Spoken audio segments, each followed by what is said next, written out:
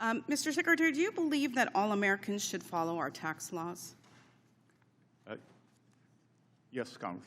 Yes, good. So do I. And do you believe that for those Americans who break our tax laws, they should be audited or held accountable? Well, I think there are two things there. An audit is not a result of breaking the law. Yes or no? Simple question. Well, no, it's not a simple question. It's okay, a two-part then question. let me break it into two. Do you think they should? If you're asking me, please should don't every interrupt taxpayer me. be audited? Please answer that. I came here for answers. If you came here to waste time, I'm going to try to make sure you don't do that. Do you believe that people who lie on their tax returns should be audited? Yes. Okay, do you think that people who break our laws should be held accountable, our tax laws? Yes. Okay, thank you. Very simple. Not a hard question. No. I'm glad we agree. So why is it that you are allowing President Trump to have complete immunity from being audited? Again, I'm going to have to refer you to my previous statements. And what was your previous statement, sir? That I am unable to comment on any of the ongoing litigation. Okay, can you name the ongoing case concerning President Trump's immunity from audit? Sorry? Can you name? There are 3 cases. Can you name them, please? That are out there now, and I will be happy to get back to you on those because, again, I am not a lawyer. Okay. We are represented by the DOJ. Great. You said that you can't because there's ongoing litigation. You'll get me the name of the ongoing litigation because the only ongoing litigation that I know of is surrounding the $1.8 million slush fund, which has already been suspended. The fact is that the judge's ruling in the litigation that references that slush fund only addresses the anti-weaponization fund. It doesn't even address Trump's immunity from audit. So I would like to ask unanimous consent to enter into the record the judge's order in the Floyd versus Department of Justice case. Without objection. Thank you. Now, Secretary, you said you're not an attorney. Is that correct? Mercifully. Okay, well, I am, and I'm actually proud to be an attorney and know the laws, and I know how to read a judicial ruling. Furthermore, I know that since 1962, the Supreme Court has held that ongoing litigation does not prevent someone from testifying in a congressional hearing.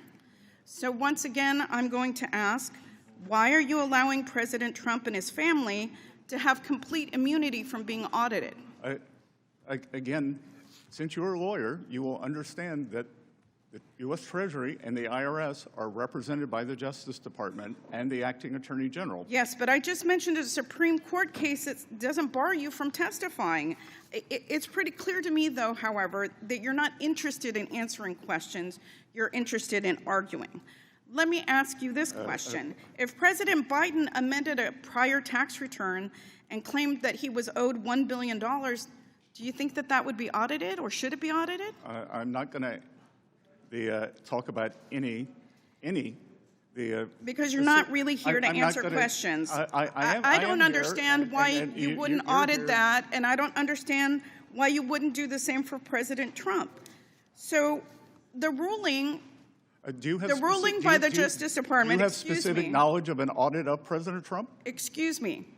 It's my time. You're not here to ask me questions. I'm here to ask you questions, and hopefully you're here to try to answer some of them.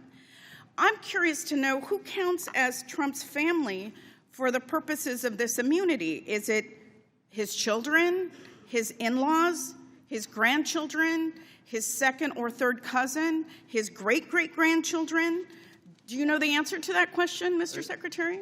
Again, I imagine you have the Justice Department phone number. I would suggest you call them. I'm not the one that runs the Department of the Treasury or that oversees what is happening with this immunity has been granted. I'm not the one either. We follow the instructions of our lawyers, and we obey the law, Representative. I hope that you're proud of your performance today, Mr. Secretary, because I hope you get some social media clips. I think it's pretty safe to say that this is probably the most corrupt Treasury Department in our nation's history. And while you dance around questions to protect Trump, Americans are suffering in Trump's spiraling economy. Inflation is now rising faster than average hourly wages. Nah. Gas prices are at an all-time high with the war in Iran.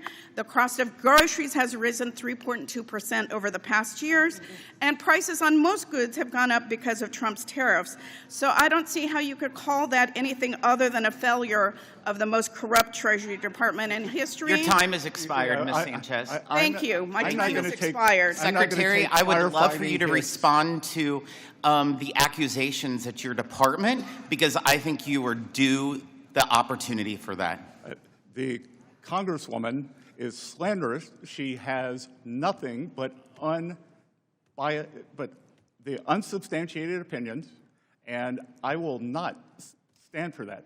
There is nothing corrupt. We move at the highest levels, and just because she cannot get the answer she wants, if she would like to give me facts, she seems long on facts, short on facts, long on hot air, and I will not stand for that. Yeah, that's great. Mr. Arrington is recognized. Disgrace to make a remark like that. Support journalism you trust. Support PBS News. Donate now, or even better, start a monthly contribution today.